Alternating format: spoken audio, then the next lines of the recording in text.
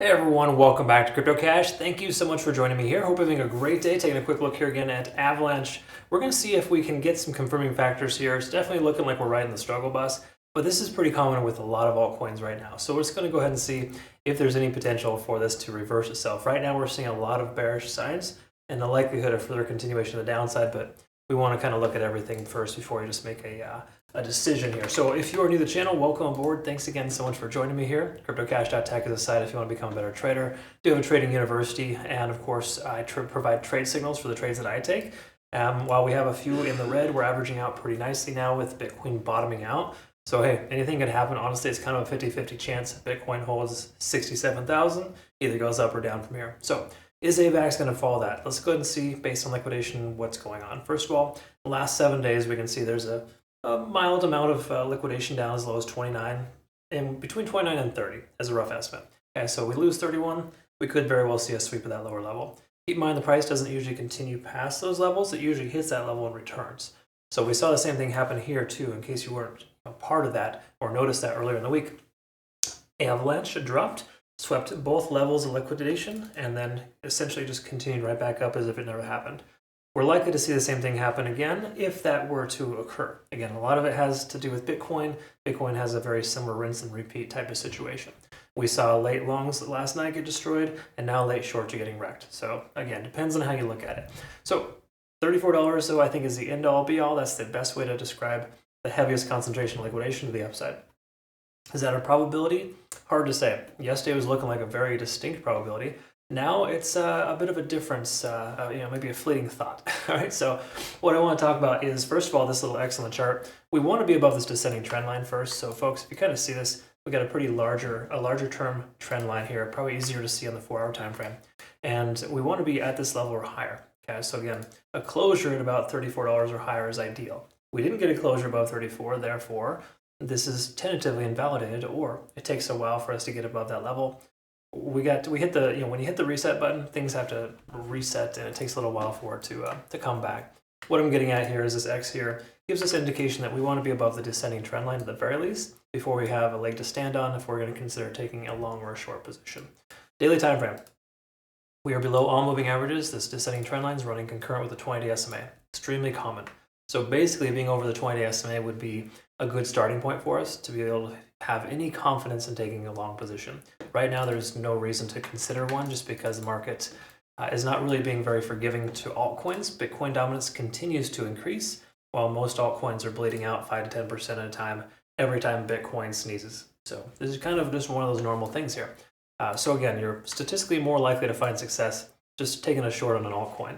Me personally, I don't like to short very much unless I have true confirmation, and a lot of these shorts are late shorts that are typically getting destroyed too. You see how these candle wicks up and down are pretty aggressive.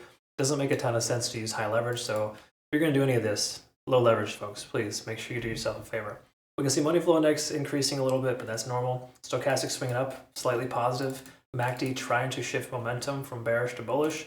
The daily time frame is really trying hard, but we're not there yet. The easy way to understand it here is that we've got some glimmers of hope, but it's not really all that great right now. Okay, so it's not looking fantastic for Avalanche on the daily. 4-hour time frame is probably going to reflect a very similar scenario. Most altcoins look like this. They're under the moving averages, still under the descending trend line, remaining under 50 in the RSI, stochastic swinging down, and MACD trying to diverge. These are all signs here letting us know that a shift in momentum is happening. Does that necessarily mean you just short the bottom here? Probably not. If you are going to consider shorting, maybe consider shorting a retest of this descending trend line. If that even happens, we don't even know. Okay, so 4-hour time frame, not great.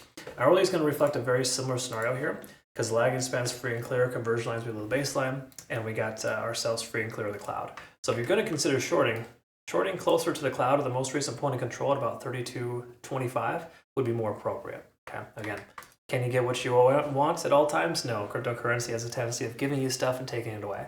So hypothetically, if that happens, that might be a good consideration. But generally speaking, if Bitcoin can close above 67,000, we should be okay. And things should not be any worse than it is already here. But I would expect the worst and hope for the best. That's generally the best way to go in crypto, I've noticed. So, if you are trading right now, just be very careful with your position sizing. And more specifically, use the same amount of every trade. Okay, some people, like, they have success a few times in a row and they start doubling, tripling, and just adding more to their position.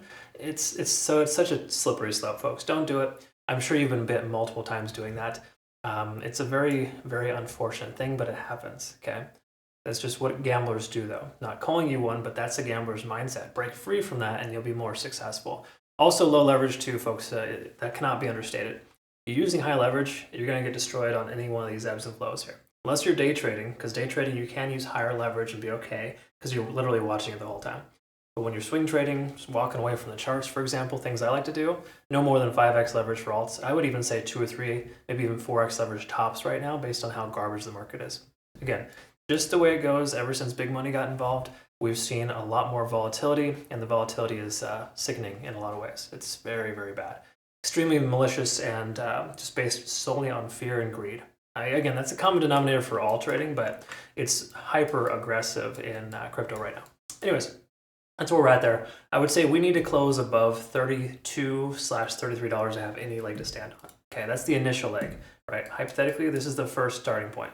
We really, really want to be back up over here, though. I'm looking for a closure above $34 for at least a couple of days, a couple of daily candlestick closures above that level, before I have any confidence in taking a long position. Okay, that's just kind of where we're at with AVAX.